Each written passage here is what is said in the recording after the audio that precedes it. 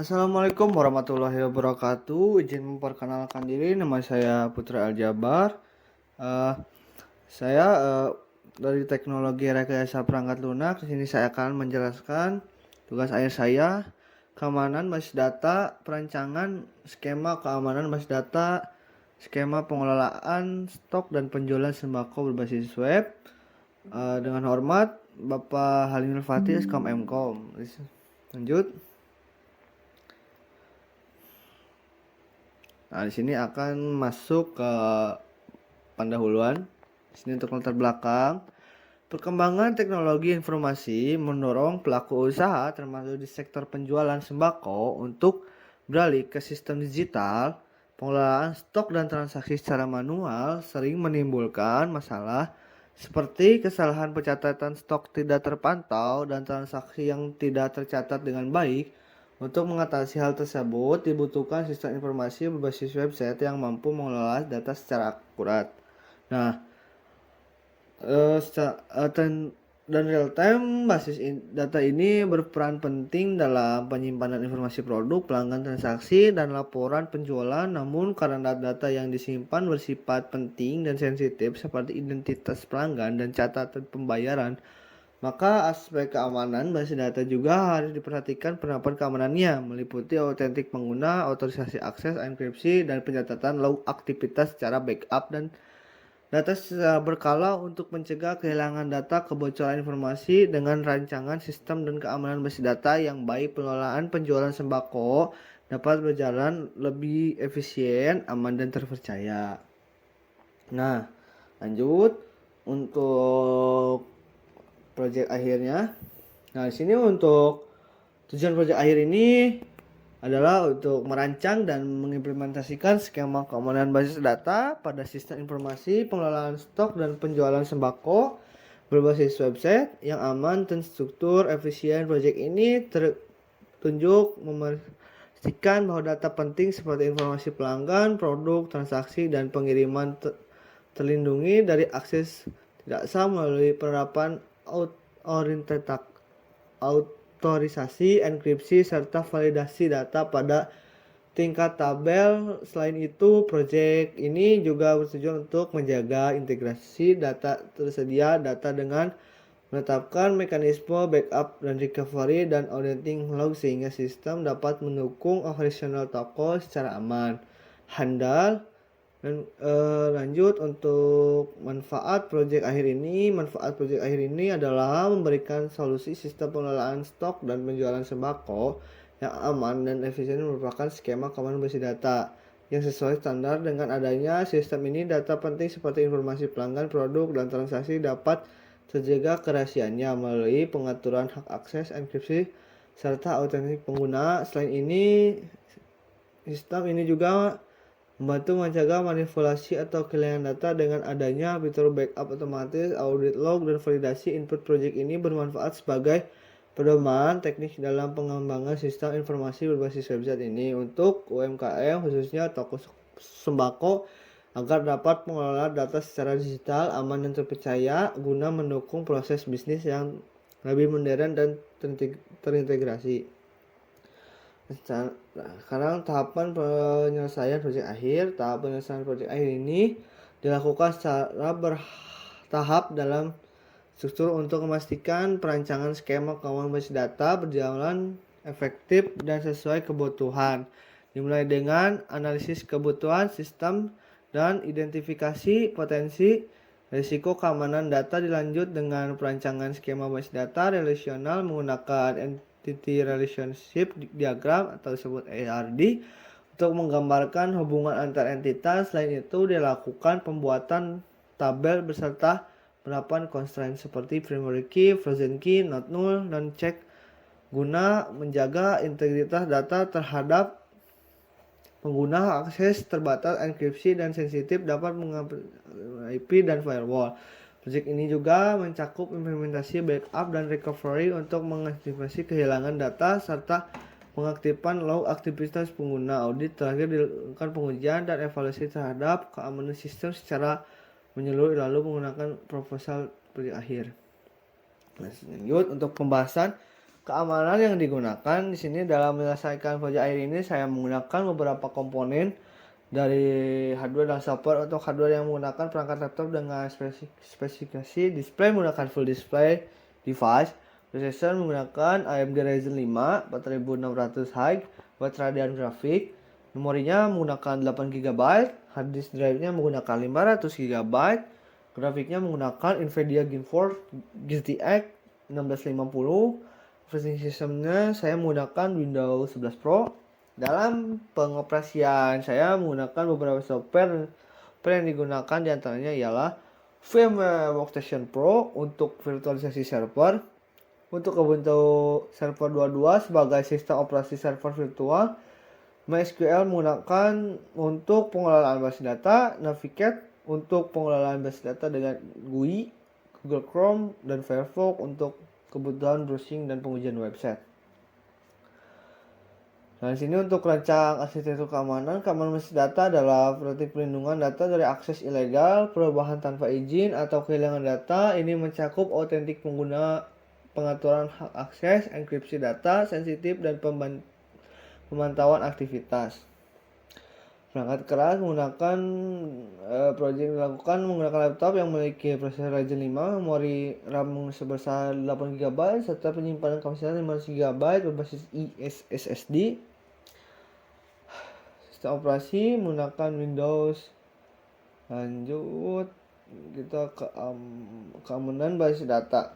Keamanan basis data ini ada autentifikasi pada Laravel Alt, otorisasi berbasis peran atau admin dan user, hosting password dengan Bcrypt, validasi input untuk mencegah SQL injection, backup database dilakukan melalui phpMyAdmin dan Navigate secara berkala, keamanan akses jaringan dibatasi melalui konfigurasi NAT dan VMware di firewall bawaan Ubuntu. Nah, jadi gambaran di bawah ini saya ilustrasinya. Jadi di sini ada laptop penggambaran yang menjalankan VMware Workstation sebagai platform virtual yang didalamnya sebagai Ubuntu server. Ada 2.04 LTS sebagai lingkungan server menjalankan MySQL. Selain itu ada juga penggunaan tools seperti Navigate untuk manajemen basis data serta penerapan lapisan keamanan seperti autentikasi, otorisasi, dan validasi data, pengamanan bagian penting dari mekanisme pelindungan sistem ini. Nah, ini akan visualisasinya. Nah, ini untuk visualisasinya, podcastnya saya menggunakan server lokal menggunakan laptop Asus TUF Gaming, Ubuntu servernya 22, menggunakan VMware Workstation, database-nya, akses gambar, akses, enkripsi password, Bcrypt, validasi input, change SQL, backup dan recovery, IV action. Nah, itu untuk spesifikasinya.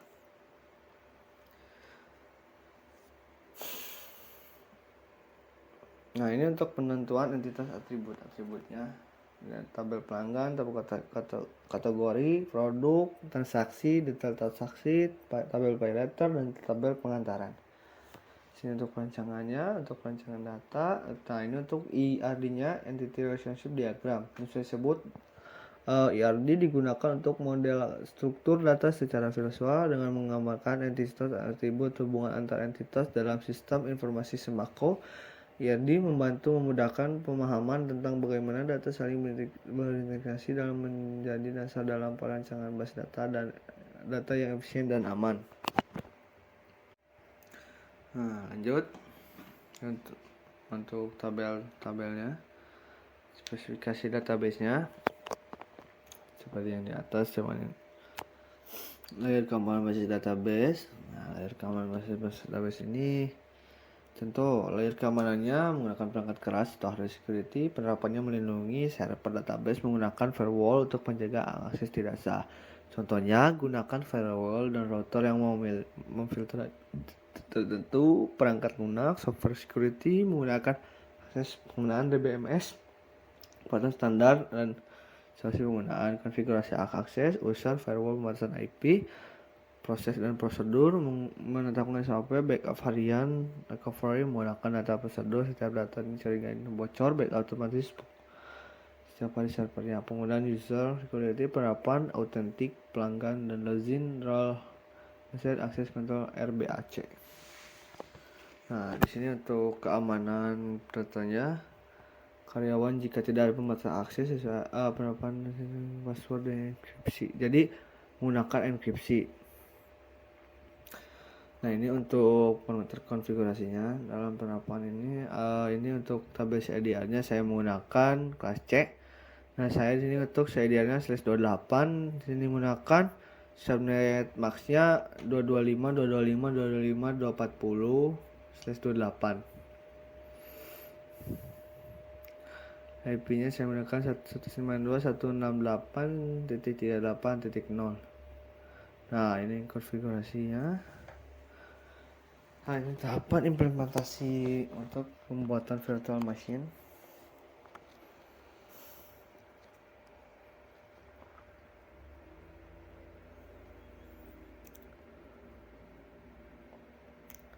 Lanjut. Nah, di sini kita akan masuk ke implementasinya.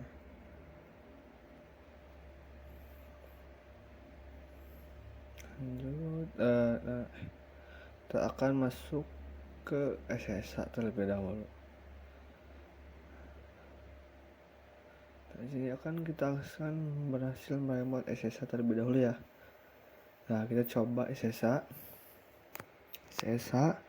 root add IP kita, misalkan IP 192.168.38.3 min p 2222. Kita masukkan password kita. Nah, ini tampilan yang sudah masuk ke dalam SSH. Jadi ini tampilan ketika masuk dalam SSH. Lanjut kita ke ini saya install MySQL. Saya sudah menginstal MySQL. Jadi ini untuk tampilan yang sudah menginstal MySQL-nya, servernya. Nah, kita masuk ke autentifikasi. Jadi contoh kita membuat user. Jadi kita tuh di create salah satu aspek penting dan nah, ini untuk create usernya itu dan Putra 192.168.38% ya. Persen itu pembatasan. Jadi dari batas ya. Identify by MySQL native password by, nah ini passwordnya. Jadi untuk create user ya. Jadi kayak persen itu pokoknya pembatasan. Jadi kita tuh dibatas gitu. Jadi contoh tidak bisa lebih gitu. Nah, coba kita lihat ya. Saya udah mengautentikasi. Kita coba lihat itunya saja. Nah, ini coba kita masuk. Nah, select user host plugin. Nah, ini enter. Nah, ini nih. Nah, di sini saya tidak akan menggunakan Putra, saya akan menggunakan Ujang karena yang Putra ada kesalahan, jadi kita menggunakan Ujang. Jadi yang Putra itu ngedouble. Jadi kita akan menggunakan Ujang. Nah, di sini saya akan menggunakan host yang sama. Nah, versionnya native. Jadi lanjut kita akan masuk ke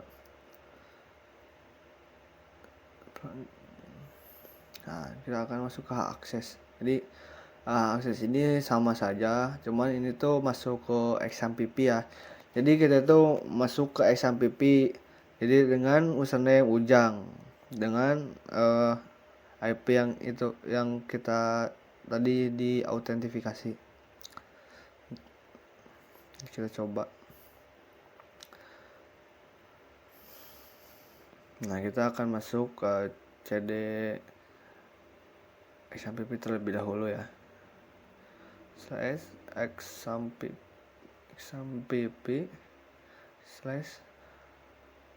/MySQL/bin.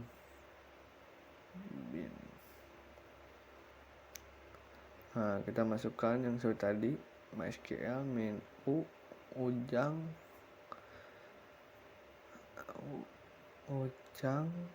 min P min H,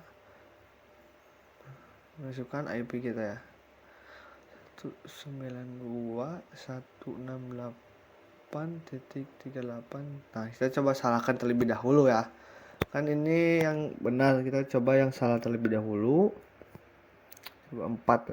Nah, masukkan password kita.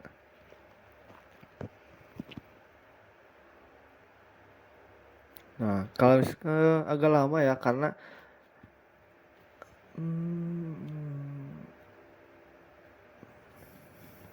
agak lama karena itu salah. Jadi kalau misalnya error nanti akan muncul error. Misalnya itu karena diautentifikasi. Nah, error ya. Jadi kita akan masukkan yang benar, Ujang. Passwordnya.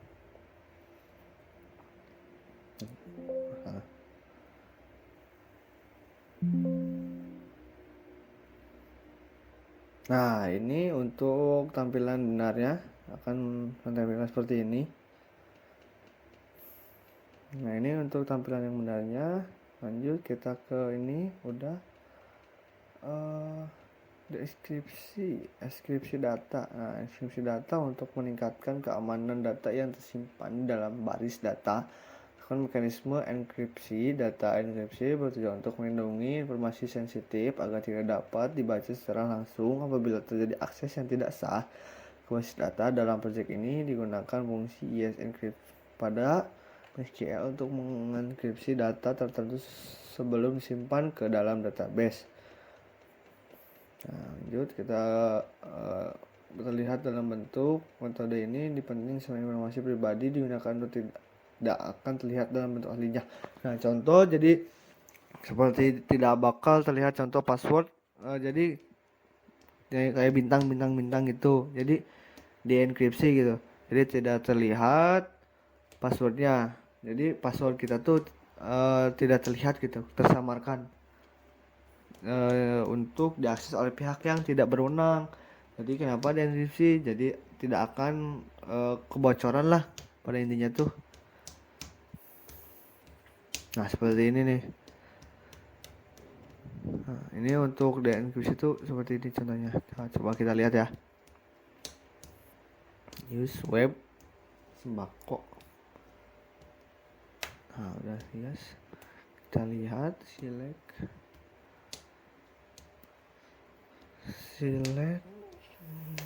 from user.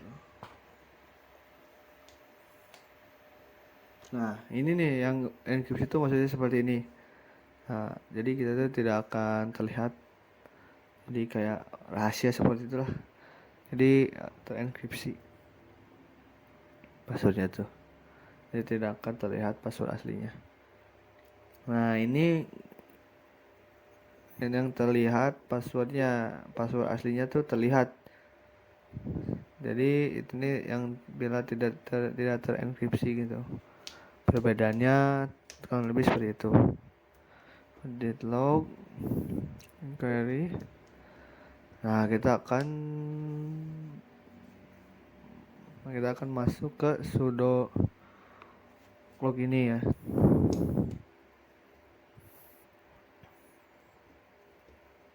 Nah, kita coba masuk dengan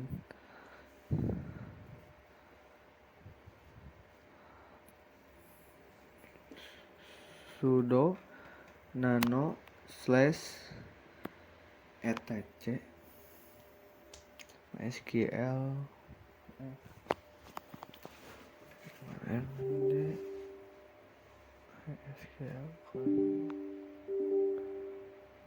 MySQL CNF.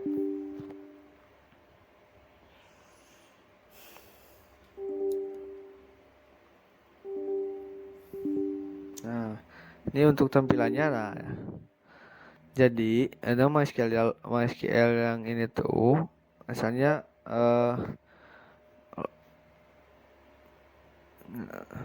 jadi ubah menjadi MySQL log. Lanjut kita masuk ke cdvar log ya.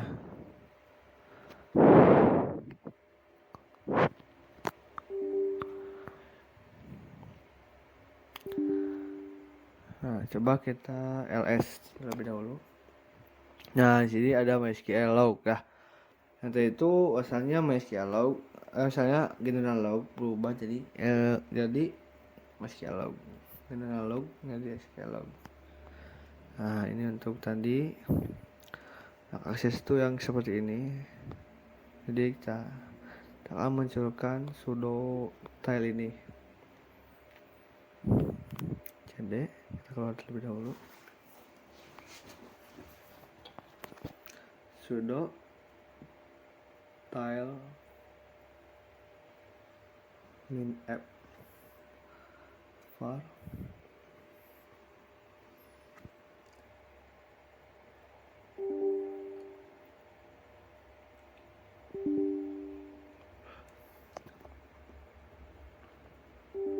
Nah, ini untuk tampilannya. Nah, ini yang sudah terdetek ya, ada sembako seperti itu.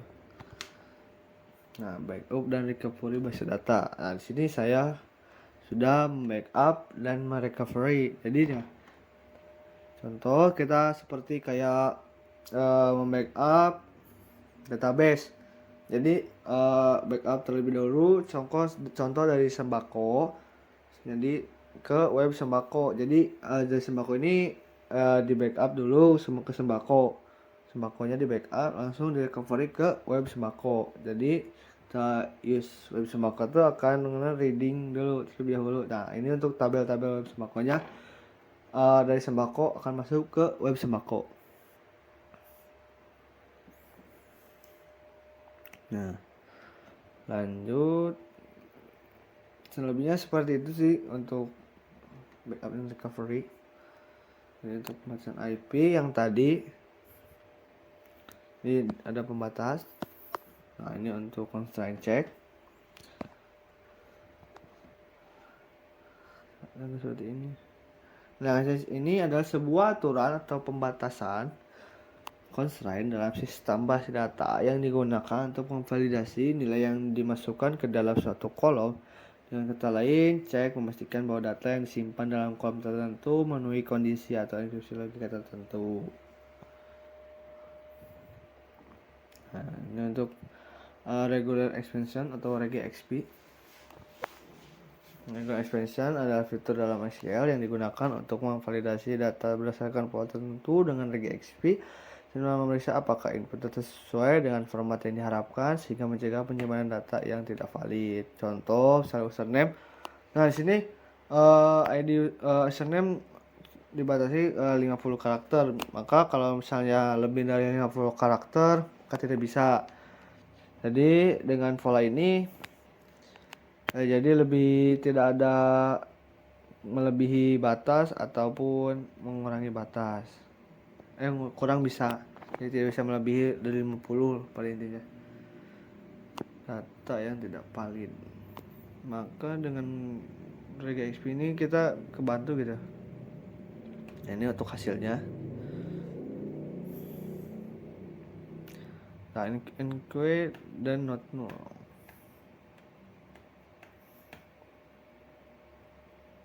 Nah, enquete not null contoh pembuatan intinya. Penerapan enquete not null dalam berbasis data bertujuan untuk menjaga integritas dan konsistensi data untuk membatasi input yang diperbolehkan ke dalam tabel.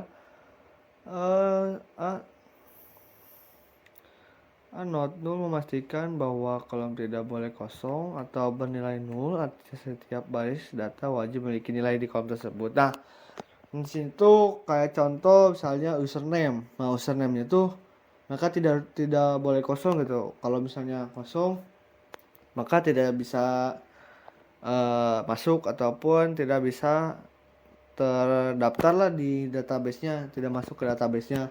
Jadi maka itu harus wajib diisi gitu username-nya. Bila tidak diisi maka tidak bisa. Contoh password. Nah, jadi gue memeriksa bahwa nilai di dalam kolom tersebut harus unik, tidak boleh ada duplikasi atau antar baris data. Nah, duplikasi itu contoh kita seperti putra ya, putra. Dua-duanya putra nih. Nah, yang salah satunya lagi kan kalau dua-duanya sama kayak kecil semua tuh maka duplikasi ya. Jadi ada pembedanya gitu, misalnya contoh P-nya itu gede atau belakangnya A, nah atau putar 11, nah gitu. Jadi agar tidak ada duplikasi gitu di antara barisnya.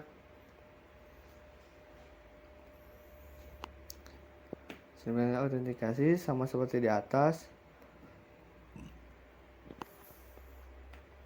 Akses bus data tadi yang akses seperti data. Nah, ini untuk navigatnya ya. Nanti kita akan coba.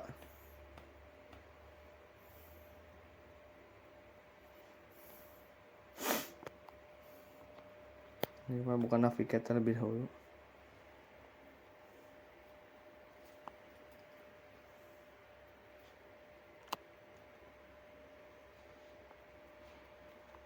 Coba terlebih dahulu.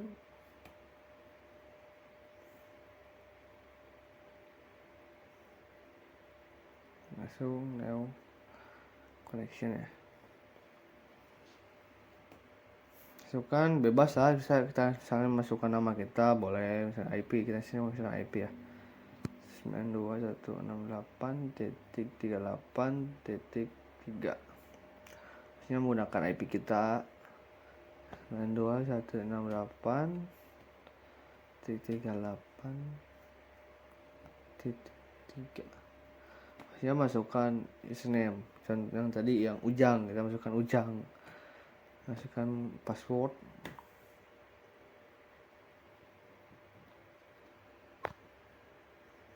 tes dulu. Nah ini kalau bila sukses, ini kalau berhasil maka akan content successful. Ini apabila sudah terkonek dari Ubuntu Web Server ke Navigate, jadi ke remote lah di Navigate, jadi bukan di Navigate. Masuk ke tabel. Nah ini kita bisa makro. Nah ini untuk tabel-tabelnya. Tabel-tabelnya. Lanjut kita untuk coba menghapus kolom ya. Kita masuk ke tabel produk, kita masuk ke produk. Nah kita masuk nomor 3 ya, menggunakan GUI saja.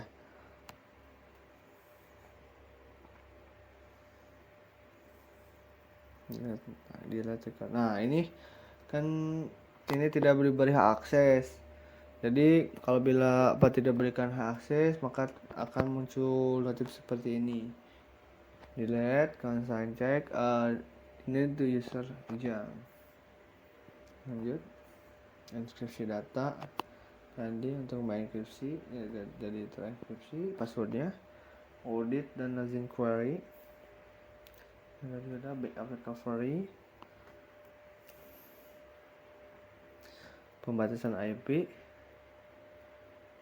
Nah, bacain consign check, regular XP, QA dan not null. Nah, sudah, kita lanjut ke membahas kesimpulan dan saran. Kesimpulannya berdasarkan hasil perancangan dan implementasi skema keamanan pada basis data, sistem pengelolaan, stok dan penjualan sembako berbasis web ini dapat disimpulkan bahwa pengamanan basis data merupakan aspek krusial yang tidak dapat diabaikan. Dengan menerapkan strategi keamanan seperti pembatasan hak akses pengguna atau user privilege, enkripsi dapat sensitif seperti password dan pembatasan koneksi menggunakan IP tertentu, sistem dapat terlindungi dalam penyelesaian maupun secara dari pihak yang tidak berwenang. Selain itu, pengguna sistem login dan pencatatan aktif query turut membantu dalam proses audit dan pemantauan terhadap aktivitas yang mencurigakan di dalam basis data. Pendekatan skema keamanan yang dirancang menunjukkan aktivitas dalam menjaga kerahasiaan, integritas, dan ketersediaan di dalam sistem. Ini jadi pada intinya bisa menjaga keamanan database. Jadi database kita tidak dapat dibobol sama orang lain, jadi tidak dapat. Nah, untuk sarannya untuk meningkatkan keamanan sistem pengolahan stok dan penjualan sistem berbasis website yang disarankan penerapan autentik 2 faktor khususnya pada akses panel admin guna pencegahan akses tidak sah. Selain itu, audit keamanan basis data perlu dilakukan secara berkala agar potensi celah keamanan dapat terdeteksi dan ditangani lebih awal. Penerapan persiapan pemisahan akses atau last privilege juga penting untuk pembatasan wewenang pengguna sesuai perannya sehingga hanya pengguna tertentu yang dapat mengakses data sensitif. Sistem cadangan data backup otomatis secara harian atau mingguan. Nah, di sini kita tuh bisa membackup secara harian. Jadi atau mingguan yang dianjurkan guna mengantisipasi kehilangan data. Jadi akibatnya kesalahan teknis ini mampu secara simbol yang jadi apabila tidak di backup maka hilang gitu. Jadi daripada kita hilang gitu harus di backup terlebih dahulu.